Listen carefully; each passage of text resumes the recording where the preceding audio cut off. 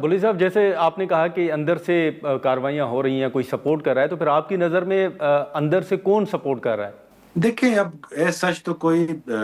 اس طرح کسی کا ہم نام نہیں لے سکتے کہ کوئی فلانا بندہ ہے اور اس کی سرپرستی کر رہا ہے، لیکن چونکہ یہ بینڈ آؤٹ فٹس ہیں، کالعدم تنظیمیں ہیں جن کی اوپن سرفیس میں کوئی جو ہے کوئی سلسلہ ہے ہی نہیں، تو وہ ہر ان کی تمام کاروائیاں جو ہیں وہ کوورٹ ہوتی ہیں، اور ان کا ڈھونڈنا بھی جو ہے تھوڑا مشکل کام ہے، ناممکن نہیں ہے۔ تو ایسا میں کسی کا نام نہیں لے سکتا کہ فلانا بندہ جو ہے ان کی سرپرستی کر رہا ہے۔ ٹھیک ہے۔ البتہ جو ان کے لیے بولتے ہیں، جو ان کے لیے آوازیں اٹھاتے ہیں، تو ڈیفینیٹلی کچھ شک کی نظر میں تو آتے ہیں۔ اچھا بلی صاحب، ویسے اگر دیکھا جائے تو بلوچستان کے حوالے سے جو مسائل ہیں ان کا ایک تجویز اس حوالے سے یہ بھی آتی ہے کہ بات چیت کے ذریعے مسئلے کو حل کیا جائے۔ خواجہ آصف صاحب کا بھی بیان ہے مذاکرات کے حوالے سے، یا پھر انہوں نے ایک کمیٹی، سیاسی کمیٹی کی بات کی ہے کہ جو سنجیدہ تحفظات ہیں یا شکایتیں ہیں ان کو سنا جائے۔ تو آپ سمجھتے ہیں کہ بات چیت ہو سکتی ہے؟ دیکھیں، بلوچستان کے لوگ یا بلوچ قوم جو ہے وہ پاکستان سے کوئی الگ نہیں ہے۔ اگر آپس میں اگر کوئی 4-5 بھائی ہیں گھر میں تو ان کے درمیان اختلاف ہو سکتا ہے، کسی کو زیادہ ملا، کسی کو کم ملا، ٹھیک ہے۔ لیکن جو ہے گھر کے مسئلے جو ہم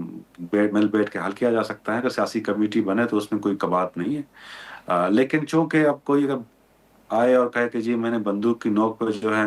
لوگوں کو مارنا ہے، لا انفورسمنٹ ایجنسیز پہ حملے کرنے ہیں، سوسائٹی کو یرغمال بنانا ہے، تو اس کے لیے کنسٹیٹیوشن نے اور ہماری قانون نے جو طریقہ کار وضع کیا ہے۔ البتہ لوگوں کے ساتھ جو ہے انگیجمنٹ کوئی بری بات نہیں ہے، پولیٹیکل ریکنسولیشن کوئی بری بات نہیں ہے۔ جتنے بھی ہمارے پولیٹیکل لوگ ہیں، یہ وقت آ گیا ہے کہ وہ اکٹھے بیٹھیں، اس مسئلے کو حل کرنے کے لیے گفت و شنید کریں، تجاویز دیں، اور جس طرح ممکن ہو سکتا ہے اس مسئلے کو سیٹل ڈاؤن کریں۔ اور الحمدللہ حکومت جو ہے وہ رائٹ ٹریک پہ ہے، اس کو پتہ ہے کہ وہ کیا کر رہی ہے، اور جتنے بھی ہمارے اسمبلی کے جو ہیں ممبران ہیں یا یہاں کے جماعتیں ہیں جو اسمبلی کے اندر بیٹھی ہوئی ہیں، ان کے ساتھ جو ہے روابط بھی ہیں، اور الحمدللہ تمام تر لوگ جو ہیں جو پاکستان کی لیگل اور کنسٹیٹیوشنل جو ہیں فریم ورک کو مانتے ہیں، وہ اس چیز کی مذمت کرتے ہیں، اور کرنی بھی چاہیے۔ لیکن سر، ہماری کچھ رہنماؤں سے گفتگو ہوئی تھی، وہ کہہ رہے ہیں کہ جو صوبائی حکومت ہے اس وقت، وہ ان کا اختلاف صرف ایک جماعت سے نہیں ہے، وہ مالک بلوچ صاحب سے بھی ہیں، اختر مینگل صاحب سے بھی ہیں۔ تو آپ سمجھتے ہیں کہ یہ جو تاثر ہے کہ وہ کسی سے بات کرنے کے لیے تیار نہیں، تو اس میں حقیقت ہے، آپ سمجھتے ہیں کہ بات چیت ہو سکتی ہے؟ دیکھیں، مالک بلوچ صاحب ہوں یا اختر مینگل صاحب ہوں، تو وہ تو پاکستانی کنسٹیٹیوشنل فریم ورک کو مانتے ہیں، راست پاکستان کے تحت وہ سیاست کرتے ہیں، اسمبلیوں کا حصہ رہے ہیں، تو ان کے ساتھ کیا اختلاف ہو سکتا ہے؟ البتہ اگر کوئی خود کہہ رہا ہو کہ جی کوئی اس کا اختلاف ہے تو ہمیں سمجھ میں نہیں آ رہی، لیکن مالک بلوچ صاحب تو ہر وقت ہمارے ساتھ ہوتے ہیں، سی ایم سیکریٹریٹ کے بھی دورے کرتے ہیں، اور حکومتی امارات سے بھی جو ہے بھرپور فائدہ اٹھاتے ہیں، تو ان کی جو یہ منطق ہے وہ میری سمجھ میں نہیں آ رہی۔ البتہ اگر ان کو کوئی تحفظات ہیں تو وہ آئیں، بیٹھیں،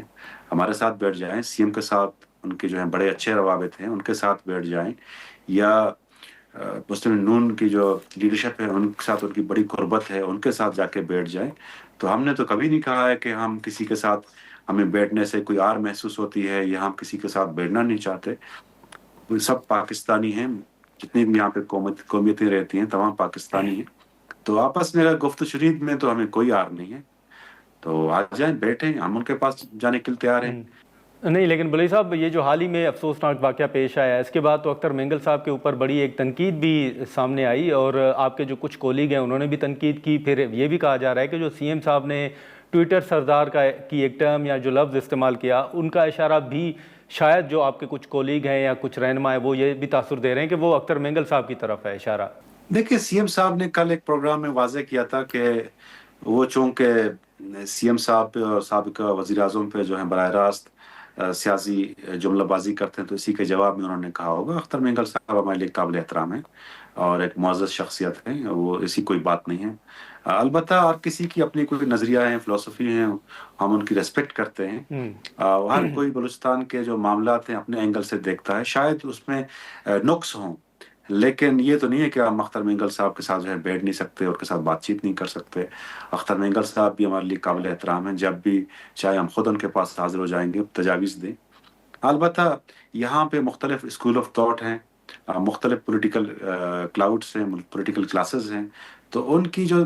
پولیٹیکل کلاس ہے یا پولیٹیکل کراؤڈ ہے، شاید ان کو خوش کرنے کے لیے وہ سخت بیانات دیتے ہیں، لیکن